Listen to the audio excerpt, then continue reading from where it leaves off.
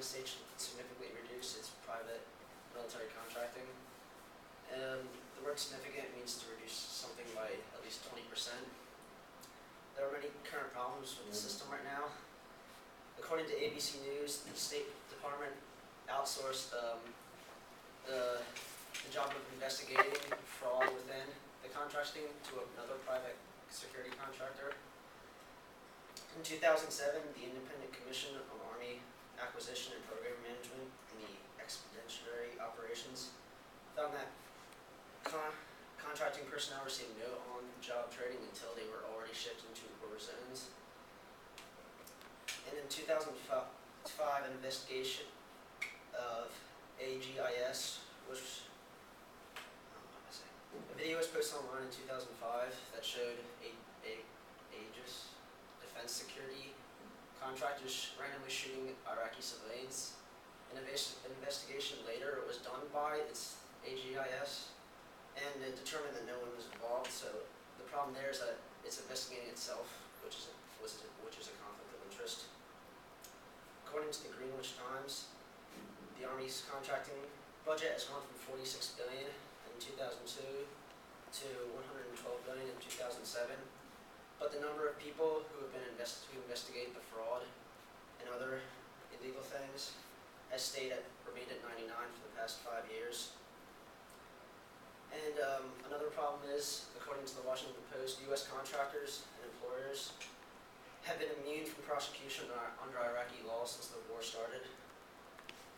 Our new plan will be to create a division of the FBI which would conduct overseas investigation of U.S. contractors, and we would increase the number of agents by like 150 to 160, which would cost about $21.5 million per year, and each new agent would be $130,000 in salary, benefits, training, and equipment. To reduce the actual use of military contracting, we would, instead of using like KBR Incorporated, which is an engineering company, we would hire and train our own engineers. Instead of using them, they received from the U.S. about $6 billion in 2008. And instead of using BAE Systems securities, we would use own military personnel to do security for like diplomatic reasons when we go over to Iraq. And they received $12 billion from the U.S. last year. The money that we would save from not using these contractors and hiring our own would be used to like pay to hire and train new personnel that would be employed by the military itself.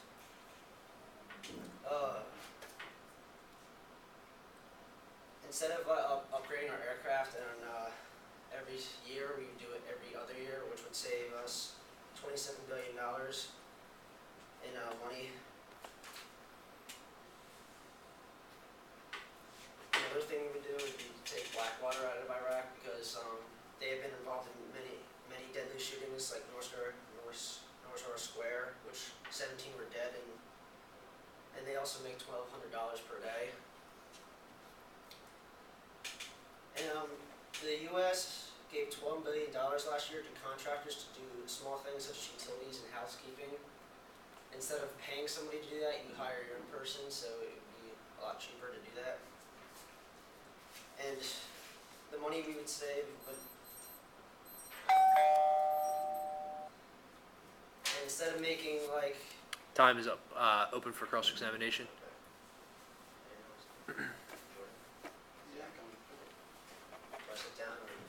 No, you stay up there. Should I time him? What we do? Yes, you can. How much does he get? Minute and a half. What? Minute and a half. Alright. Should I introduce myself? Yeah, sure. Okay.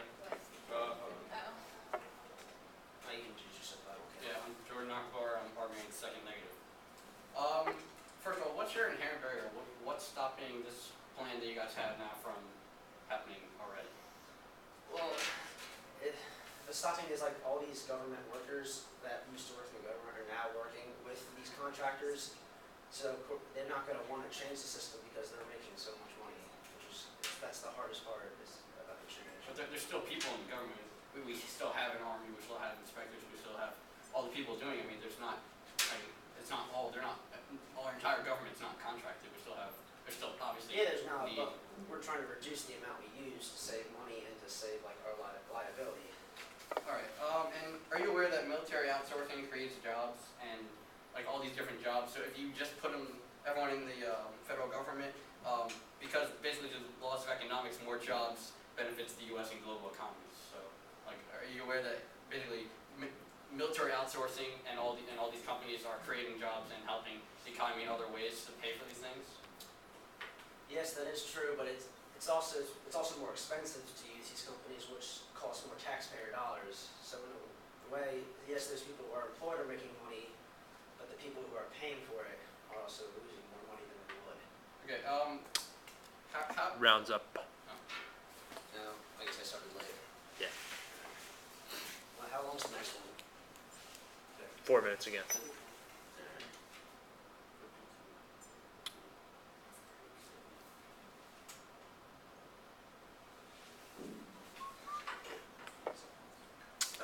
First negative. I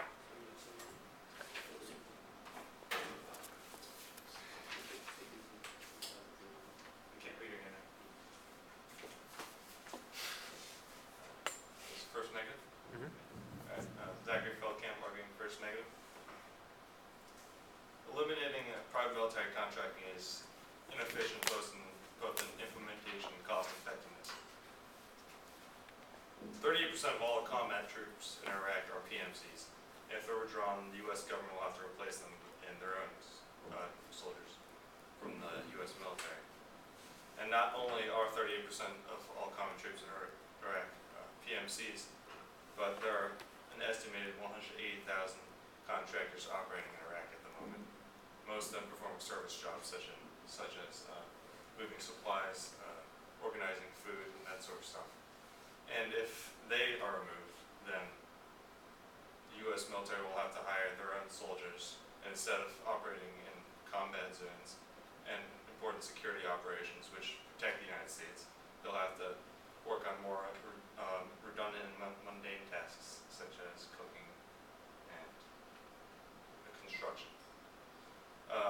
As Jordan said before, outsourcing is both efficient in creating jobs and reducing the burden of the U.S. government to focus on more prudent tasks such as the organization of military forces rather than performing service jobs and organizing goods. Legislation is very difficult to pass regarding reducing military contracting due to the highly organized web of partnerships between corporations and the U.S. government employees.